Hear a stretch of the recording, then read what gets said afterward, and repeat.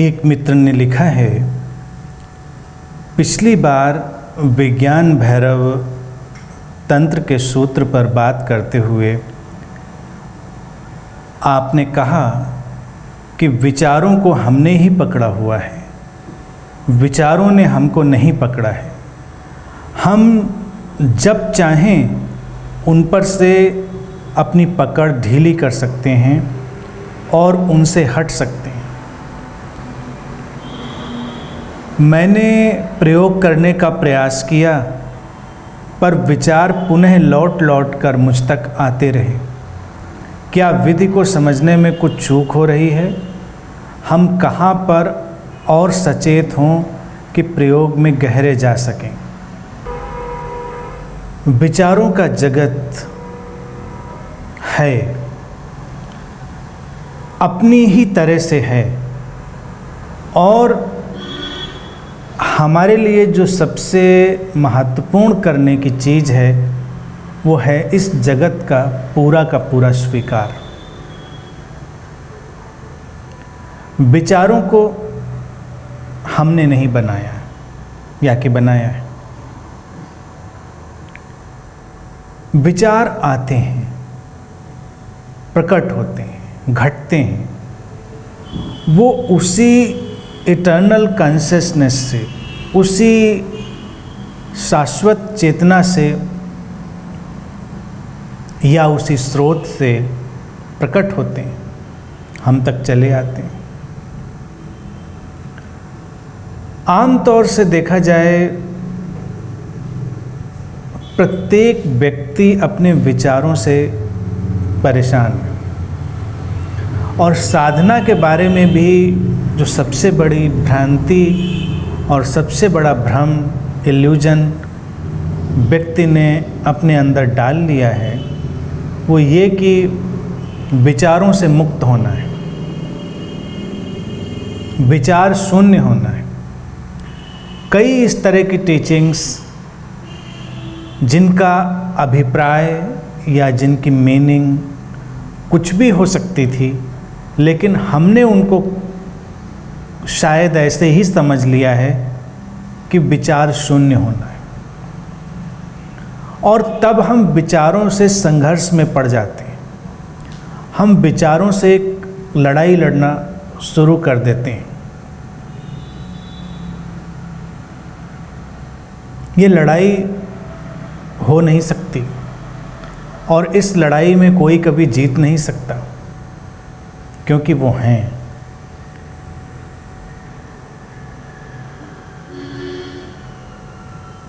प्रश्न ये उठता है कि हम उनका करें क्या, या क्या हम कुछ कर भी सकते हैं?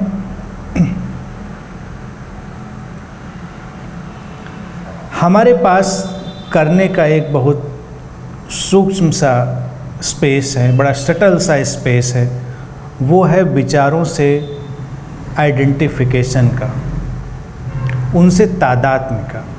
कोई भी विचार हमारे अंदर आए और जैसे ही हम उसको अपना विचार मान लेते हैं, मेरा विचार, समस्या बस वहीं से शुरू हो जाती है। जिसको मैं कहता हूँ कि विचारों को तुमने पकड़ा है, विचारों ने तुमको नहीं पकड़ा है, वो बस ऐसे ही है कि जब कोई विचार आए और तुम उस पर कोई लेबल लगा दो, उसको अपना मान लो, उस तुमने पकड़ लिया। अब वो मेरा विचार तुमको परेशान करेगा, मेरा विचार तुमको किसी न किसी भांति से सीमित करेगा और तुम्हारे लिए बहुत सारी परेशानियां खड़ी कर सकता है। हम थोड़ा जागरूक होकर देखेंगे कि विचार तो हैं, लेकिन अगर हम उन पे अपना आइडेंटिफिकेशन ना बनाएं, उन पर एक लेबल ना लगाएं कि ये मेरे विचार हैं, हम बस ये देखें कि विचार हैं, इस क्षण ये ऐसे ही गुजर रहे हैं, मैं इनको इस क्षण ऐसे ही देख रहा हूँ, तो विचार गुजर जाएंगे और हमारे अंदर गहरी शांति भी लाएंगे। प्रश्न में पूछा है कि विचार लौट लौट कर हम तक आते हैं। विचार हवाओं की तरह। अगर वो लौट कर आते भी हैं तो उनमें कोई अड़चन नहीं है। हम ऐसा क्यों मान लेते हैं कि विचार लौट कर नहीं आएंगे, और हम इतने जागरूक भी नहीं होते कि ये वही विचार लौट कर आया है या कोई दूसरा विचार है। जैसे आसमान से बादल गुजर रहे हों और हम बादलों को देख रहे हों, सारे बादल एक जैसे दिखाई देते हैं। हम थोड़ा सा चूक जाएं आसमान को देखना और फिर दोबारा देखें थोड़े अंतराल के बाद, थोड़े गैप के बाद, तो हमको लगेगा फिर बादल चले आ रहे हैं। कितने भी गुजर जाएं लेकिन बादल चले आ रहे हैं। लेकिन अगर हम गौर से देखें तो वही बादल दोबारा नहीं आ रहा है। Same cloud is not there.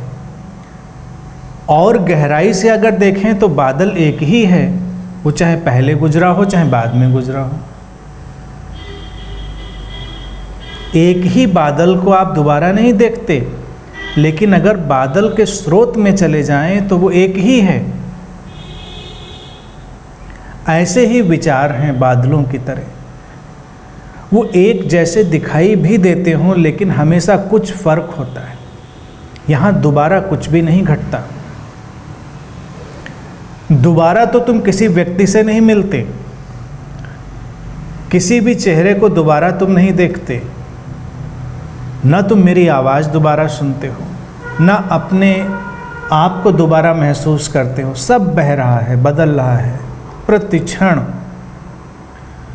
और वो सूत्र जो पिछली बार का था वो हमको नया बना देने का है। जब हम किसी विषय से अपनी दृष्टि हटाकर, अपने विचार हटाकर, अपनी सारी छवियों को हटाकर अपने अंदर शांत हो जाते हैं तो हम मुक्त हो जाते हैं। हमारे अंदर एक वो स्पेस पैदा होता है, वो जगह पैदा होती है जहाँ से सब कुछ नया हो जाता है। नया तो हो रहा है लेकिन हम उसे देख नहीं पाते। समस्या बस इतनी ही है। जो विचारों को पकड़ने का और उनसे हटने का विषय है वो इतना ही है कि हम क्या सचमुच में देख पा रहे हैं। Seeing is the understanding, total seeing is the total understanding. यानी ठीक से देख लेना ही प्रज्ञा है, समझ। हम जो कुछ भी ठीक से देख लेते हैं वो हमारी समझ बन जाता है, अंडरस्टैंडिंग बन जाता है, हमारी प्रज्ञा बन जाता है। अगर हम किसी भी व्यक्ति को, संभव वहाँ ज़्यादा है जिससे हम प्रेम करते हैं, जिसको हम ज़्यादा महसूस करते हैं, अगर हम वहाँ भी ये देख पाएँ कि ये व्यक्ति तो हर क्षण नया है और यही हमको उस कौतुक से, उस आश्चर्य से जोड़ता है और उस संबंध को उत्सवपूर्ण बनाता है। तुम उन्हीं लोगों के साथ हमेशा आनंदित नहीं हो सकते। इसीलिए व्यक्ति हमेशा नए की तलाश में रहता है, नए लोगों की, नए जगहों की, नई बातों की, नए कपड़ों की, हर नई चीज़ की तलाश में। लेकिन वास्तविकता ये है कि नया ही है, यहाँ पुराना कुछ होता नहीं।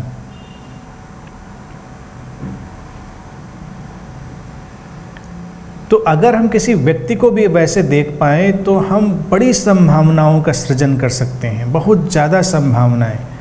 और तब एक व्यक्ति इतना बड़ा हो जाता है, एग्जिस्टेंशियल, कॉस्मिक, यूनिवर्सल, कि उसके साथ होने का आनंद ही अलग हो जाता है। अभी हम व्यक्ति को भी देखते हैं तो सीमित हो जाता है, वो उसको लगता है कि ये बस तो इतना ही है, यही है। लेकिन एक व्यक्ति के अंदर तो पूरा जगत है, पूरा यूनिवर्स है।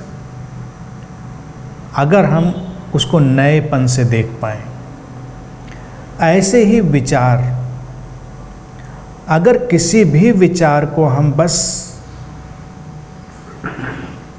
अपनी फ्रेश आई से, अपनी बिल्कुल स्वच्छ निर्मल दृष्टि से देख पाएं तो विचार लौट नहीं रहे हैं, वो बस यात्रा कर रहे हैं और हम उनको देख रहे हैं। और हर विचार अपने अंदर बहुत गहरी समझ भी लिए हुए है। विचार किसी भी तरह का हो सकता है, कोई भी हो सकता है। कई बार तुमने देखा होगा कि तुम गोल गोल घूमने लगते हो, कोई बात समझ में नहीं आती, कोई विचार तुम्हारे अंदर बस चक्कर काट रहा है, और वही स्थितियां तनाव और अवसाद को जन्म देती हैं।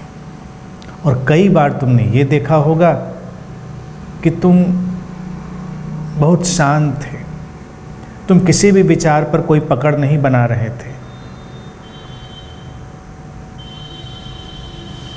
तब तुम्हारे अंदर कई नए विचारों का आगमन होता है, कई नई बातें, कई नई समझ, कई नई अंतर्दृष्टियां तुम्हारे अंदर आती। अचानक तुमको लगता है जैसे तुम्हें कुछ समझ में आ गया। ये तभी होता है जब विचारों को हम नहीं पकड़ते, उनको बहने देते। विचारों के कारण हम बहुत परेशान हुए और हमने लोगों को बहुत निंदित भी किया, और लोगों के ऊपर करीब करीब एक आतंक जैसा है विचारों को लेकर। नकारात्मक विचारों से बचो और सकारात्मक विचारों में जाओ, पॉजिटिव थिंकिंग।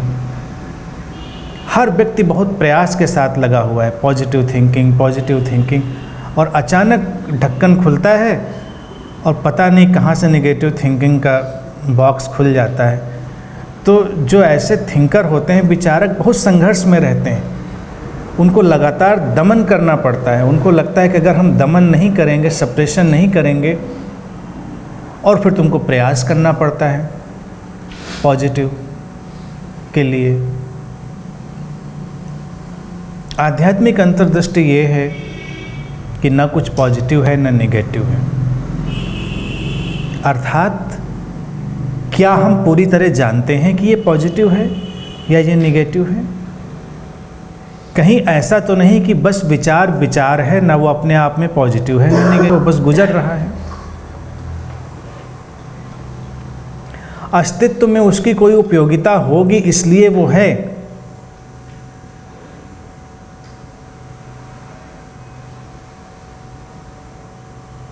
क्या हम ये कल्पना कर सकते हैं कि अस्तित्व में कुछ ऐसा भी है जिसकी अस्तित्व में उपयोगिता नहीं है और फिर भी वो है? तो ये चेतना से विपरीत हो जाएगा। जो विजडम ऑफ सोर्स है, स्रोत की प्रज्ञा है, अल्टीमेट विजडम है, उसके विपरीत हो जाएगा। या हम उसे परमात्मा भी कहें तो उससे विपरीत हो जाएगा। क्या कुछ ऐसा भी यहाँ पर होता है जो नहीं चाहिए और फिर आ गया है? तो कहाँ से आ गया है और कौन लाया है, उसे क्यों लाया है?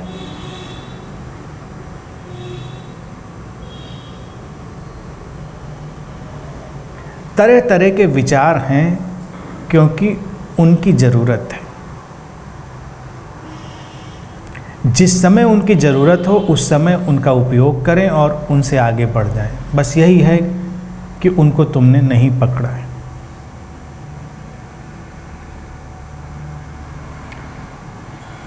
सुबह से शाम तक के अगर अपने जीवन का हम ऑब्जर्वेशन करें, अवलोकन करें, तो हम कितनी चीज़ों का इस्तेमाल करते हैं। सुबह उठकर टूथब्रश से लेकर और फिर टिश्यू पेपर से लेके और अपने सामानों, कपड़ों और बर्तनों से लेके कितनी चीज़ों का इस्तेमाल करते हैं। उसमें कितनी चीज़ें बड़ी खूबसूरत हैं और कितनी चीज़ें जिनको तुम कभी डिस्प्ले करना नहीं चाहोगे, बट दे आर देयर। वो हैं क्योंकि उनकी उपयोगिता है, किसी वक्त पर, किसी क्षण पर उनकी उपयोगिता है। पकड़ तब है जब तुम उनको पकड़ लो, अन्यथा तुम उनसे आगे चले जाते हो।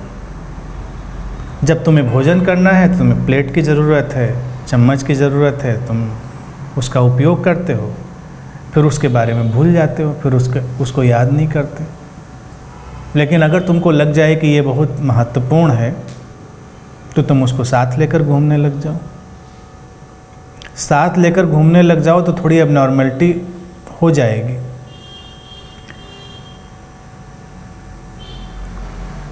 हम बहुत सारे विचारों को साथ लेकर क्यों घूमते हैं, ये सोचने की बात है।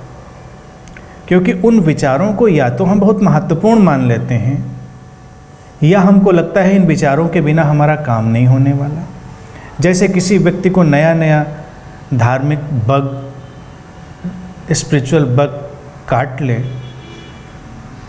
तो वो लगातार कुछ स्पिरिचुअल धार्मिक बातें अपने साथ लेके ही चलेगा, और जहाँ बैठेगा वही बातें कर रहा होगा उसी तरह की। फिर कुछ लोगों को पकड़ में आ जाता है कि अच्छा जप करो, अच्छी बातों को जपते ही रहो। तो ये कटोरी चम्मच प्लेट को हमेशा साथ लेकर चलने वाली बात हुई। उसका मतलब इतना ही है कि ठीक वक्त पर हमने उनका उपयोग नहीं किया था। विचार तो बहुत सारे हैं जिनकी उपयोगिता है। अगर तुम किचन में एक कप चाय बना रहे हो तो उस समय तुमको यही जानना ज़्यादा ज़रूरी है कि चाय की पत्ती कहाँ है और कितनी डालनी चाहिए, पानी कितना गर्म होना चाहिए। तुमको उतनी ही बात जाननी उस समय ज़रूरी है, और उससे ज़्यादा जानने की आवश्यकता नहीं, ना उससे ज़्यादा विचारों की उस समय कोई अहमियत है। अगर तुम उसमें कोई एक्स्ट्रा विचार डालोगे भी तो तुम चाय खराब ज़रूर बना सकते हो, और अगर तुम खराब नहीं बनाओगे तो अच्छी भी बहुत नहीं बनाओगे, क्योंकि वो जैसी बननी है वैसी ही बनेगी। मेरे पास एक व्यक्ति आए थे एक बार, बहुत धार्मिक व्यक्ति थे और किसी बड़े धार्मिक संप्रदाय कल्ट से जुड़े हुए थे। कह रहे थे कि हमारे आश्रम में तो अद्भुत खाना बनता है, प्रसाद, दिव्य प्रसाद। तो मैंने उनसे कहा प्रसाद तो हमेशा ही है, अस्तित्व में जो कुछ है प्रसाद ही है, उसके सिवा क्या है? ये तो आपकी दृष्टि है देखने की, अस्तित्व में सब प्रसाद ही है। उन्होंने कहा कि प्रसाद इसलिए क्योंकि हम लोग पराठे बनाते हैं, आटा गूंथते हैं ओम ओम जपते हुए, पराठे पे घी लगाते हैं ओम ओम जपते हुए। तो मैंने उनसे पूछा उसमें ओम का फ्लेवर आ जाता है क्या? कि नहीं, वाइब्रेशंस। अब ये मिथ है, कोई वाइब्रेशन ऐसे कहीं नहीं जाती, केवल तुम्हारी समझ ही तुम्हारे साथ चलती है, तुम्हारी इंसाइट। तुम कोई भी विचार, अच्छा या बुरा, अगर उससे ऑब्सेस्ड हो गए हो तो वो तुम्हारे लिए उपद्रव ही करेगा। दो थॉट स्कूल रहे हैं चिंतन के जगत में। एक कहता है विचार तुम्हारा मित्र है, और एक थॉट स्कूल कहता है कि विचार तुम्हारा शत्रु है। थॉट इज़ योर फ्रेंड, और एक कहता है थॉट इज़ योर एनिमी। मैं देखता हूँ ना वो मित्र है ना शत्रु है, तुम उसको जो बना लो तुम्हारे लिए वही है, तुम उसका जो उपयोग करोगे तुम्हारे लिए वो वही बन जाएगा। अब देखो हमारा शरीर भी हमारे लिए मित्र है या शत्रु है? न मित्र है न शत्रु है। अपने शरीर को ही हम अपना मित्र भी बना सकते हैं और अपने शरीर को ही हम अपना शत्रु भी बना सकते हैं। विचार का ही व्यापक जगत उसको कहते हैं मन, माइंड। मन और कुछ भी नहीं है, कलेक्शन ऑफ थॉट। यानी कि जितने विचार तुम्हारे अंदर हैं, तुम्हारे अनुभवों से या बाहर से तुम्हारे अंदर डाले गए, उनके संग्रह को ही मन कहते हैं, माइंड। सिंपल मन की परिभाषा है, और कुछ ज़्यादा नहीं। सारा अध्यात्म जगत मन से संघर्ष में पड़ा हुआ है। मन से लड़ो, मन को जीतो। सवाल यह है कि मन को हमने बनाया, जिसको हमने नहीं बनाया उससे हमें परेशान होने की ज़रूरत क्या है? अगर अस्तित्व ने ही उसको रचा है, मन को, माइंड को, तो वो उसकी व्यवस्था कुछ न कुछ कर रहा होगा, और अगर इस क्षण वो इस ढंग से है तो इस क्षण उसकी कोई उपयोगिता होगी। हम उसको विशेष तरह से क्यों चाहते हैं? विचार ही हमारे अनुभव में आते हैं, मन अनुभव में नहीं आता। इसीलिए लोगों से पूछो मन, तो उनको लगता है मन उनके लिए एब्स्ट्रैक्ट चीज़ होती है। लेकिन अगर तुम सीधे सीधे समझना चाहो कि जब तुम विचारों के आमने सामने हो तो तुम मन के ही आमने सामने हो। विचारों के बहुत सारे उतार चढ़ाव ही तुम्हारे मन के उतार चढ़ाव। तो उनसे जुड़ना नहीं, उनको देखना और गुजर जाने देना, मन की लहरों को उठने गिरने देना और उनसे अपना आइडेंटिफिकेशन ना बनाना, उससे मुक्ति है। और बस अपने अंदर ये समझ रखें कि कोई विचार लौट कर नहीं आ रहे हैं, ना विचार परेशान कर रहे हैं।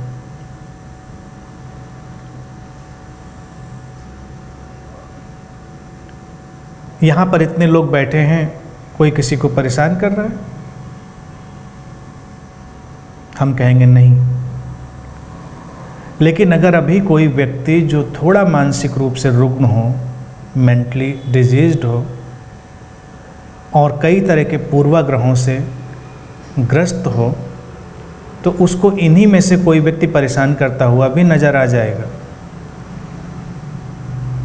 और ऐसा मैं यूं ही नहीं कह रहा हूँ, क्योंकि कभी कभी ऐसे वाक़ये हुए हैं कि कोई व्यक्ति बस शांत बैठा सुन रहा है तो लोगों को लगता है कि ऐसे क्यों बैठा था, ये ऐसे देखता क्यों है, और मेरी तरफ पीठ करके क्यों बैठा था, या इसने मुझे ऐसे क्यों देखा, तरह तरह की चीज़ें। लेकिन कोई कुछ नहीं कर रहा है, सब अपने रास्ते पर जा रहे हैं, अर्थात सब अपना अपना काम कर रहे हैं। विचार भी ऐसी ही एक अवस्था है जहाँ सब अपना अपना काम कर रहे हैं, कोई हमारे लिए नहीं वो काम कर रहे हैं। उन विचारों को वैसा ही जानना और उनको वहीं पर छोड़ देना। अगर वो तुम्हारे उपयोग के हैं तो उनका उपयोग कर लेना, और अगर तुम्हारे उपयोग के नहीं हैं तो उनको जाने देना। बाहर बारिश हो रही है,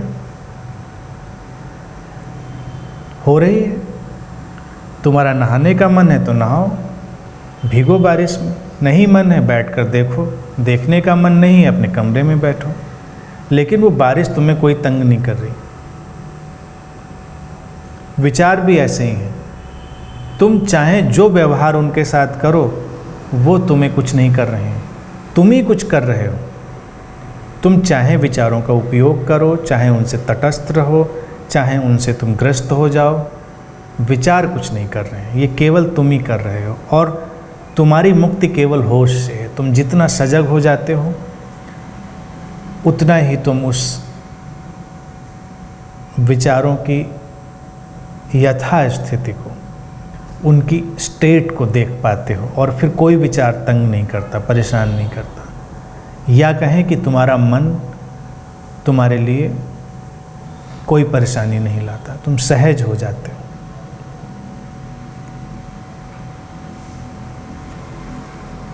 इस पर एक ज़ेन स्टोरी मुझे याद आती है, मन और विचारों पर। एक बार एक ज़ेन मास्टर के पास एक साधक गया, एक सीकर, और गुरु ने उससे कहा कि तुम जंगल में जाओ और एक कुटिया बनाओ और ध्यान प्रारंभ करो, और हर महीने तुम अपनी साधना की प्रगति मुझ तक पहुँचाओ। किसी के हाथ तुम कुछ लिखो और पहुँचाओ।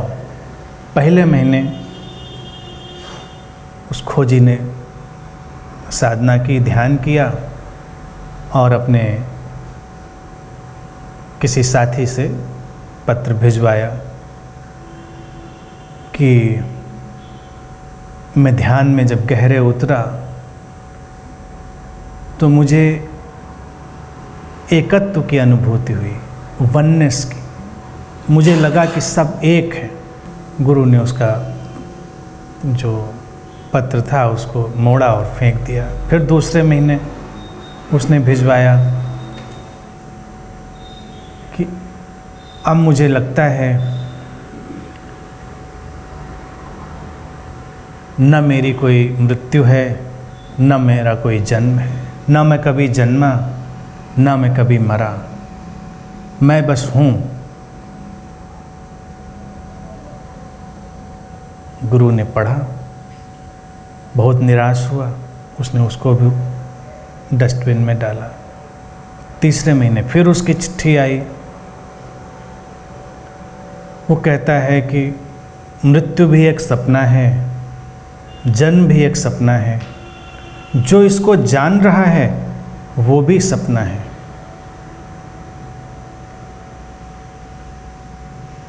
गुरु बहुत निराश हुआ, उसने इसकी भी डस्टबिन में डाला।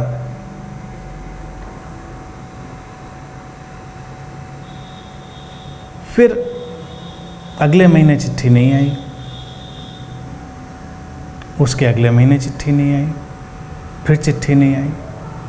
3-4 महीने बीते तो गुरु जंगल में गया और उसने कहा कि नियम ये था कि तुम हर महीने अपनी साधना की प्रगति मुझ तक पहुंचाओगे, और तुमने कुछ महीने भिजवाई और तुमने भिजवाना बंद कर दिया। शिष्य अपनी कुटिया में शांति से बैठा था। उसने गुरु का स्वागत किया, खड़ा हुआ, उसने कहा कौन परवाह करता, हु केयर्स। गुरु ने कहा अब ठीक।